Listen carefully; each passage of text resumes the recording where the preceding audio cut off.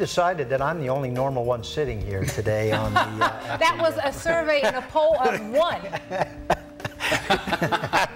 Tanya, and Jeff, we were talking, there's really not a normal. And we use that all the time. It's just like common sense. Well, there's a normal for each individual. Correct. Yeah. You are correct. And everybody has a kind of a common normal together. But it's just like the common sense. We talk about that. There's no such thing as common sense. It's uncommon sense, I think, and more than common sense. But what, in your estimation, where is normal going, or do we have normal? It depends on what what area of life we're talking about, but does ever evolving hit your mind on the answer to that question? It's constantly changing, especially with the economy. When I started writing this book, the visual that came to my mind was we all have an old normal we're familiar with, we're successful at it. That's one foot is over here. And circumstances outside of our control put our other foot in the new normal. In between is a gap called time. And as time continues, it gets wider and wider. And we're still over here wondering, why can't we succeed? Why can't we move forward in whatever we're doing? Is it kind of like what we do on this program? And Tanya and I grew up in an age where there wasn't a lot of electronic genius running around. That was our normal. And now electronics are the normal. I mean, in that respect. Yes, I mean, communication. And we have a hard time adjusting to it sometimes. Right. There's the communication aspect of it. You know, people in a certain generation, they will talk to each other. Most 25-year-olds will text. That's how they're comfortable, and so that is a shift. That's a change in normal. In leadership, and especially in business, in the modern era, you had a modern style of leadership where you had leader, top-down vision. You do what I say. It's very authoritarian. Postmodern era is, this is more of a team effort. We need to get more input from people, and how do you do that in leadership, and how do you maintain a vision when you've got 25 people who are all supposed to be leaders? And so there's a shift in things that goes on all over the place in what's normal. And I appreciate what you're saying, and I know that if you wait for the normal to return, it's not going to. You have a great graphic in your book, the chasm, the waiting for the normal to return. But I think we have to look at, we may be approaching this just a bit incorrectly. You said everybody's a leader. That's the concept and mindset that everybody's a CEO. Everybody's capable of doing this. This is not true. That's correct. We have a society of young people today who think this is so, but this is not so. Right. I don't care how much technology you have, this isn't so. Right. There's a disconnect between reality and what we might be thinking. Exactly.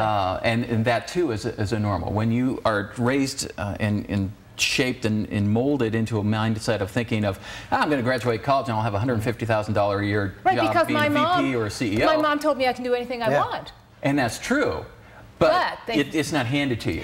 You have to work for those things, and it takes time, and that's where the Going disconnect back to is. a normal, do you think with all the entitlements that have been issued in the last, say, 2 decades, do you think entitlement is becoming part of the norm? 51%. Mindset, in a mindset it is, but if you just look at it economically, it's not sustainable. No, that's it's wrong. not. But that is just not sustainable. You have people believing that they are entitled, and it is the norm. Yes, and that's the way it goes. When that goes out the door, they're going to be faced with a new normal. But it'll be a shock to them. But they're still. But to your point, they're still believing this. They believe that because they are born, because they're on this earth, that they are entitled. But reality will finally, even in our economic situation, especially today, will set in. Yes, I mean, it would be tantamount to, okay, I wake up and I'm growing up and there's a garden in front of me and I'm entitled to eat of it even though I don't actually work the farm, work the garden or anything. But it does take time to tend the garden. It takes time to cultivate things in the soil. But you've got to change that mindset, or the world's going to turn upside down. Exactly, and that's where leadership, true leadership, comes in. Is that as leaders, we need to start not only teaching but mentoring and living that out, to raise up people who understand that things aren't instant. Yes, we have a lot of technology that's instant, but hard work and development of things takes time. That's what has created it. The instant gratification of technology has given many people, I keep giving young people a bad rap, and it's not so. There's people our generation. They lose the concept that it takes time.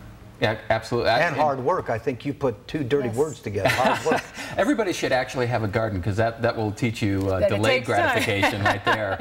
Succeed in the New Normal. Jeff Orr is the author of it. He is a second-time around guest on our show, and the way we're talking and the information he's giving us, I think he's going to be a third-time guest. It's very informational. Thank you, Jeff. Thank you very, very Thank much. you. We love having Appreciate you. I'd being love on. to be here. Okay.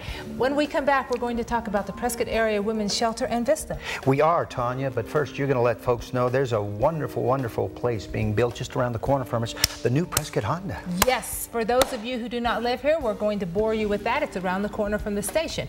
But when you drive up from anywhere in the state of Arizona to buy a car, you want to come to Prescott Honda to buy your automobile. Why?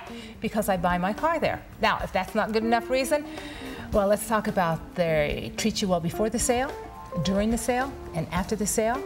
There's pleasant people there, from the receptionist when you walk in the door to all the salespeople. Prescott Honda is the place. If you don't like a Honda, they have previously owned automobiles.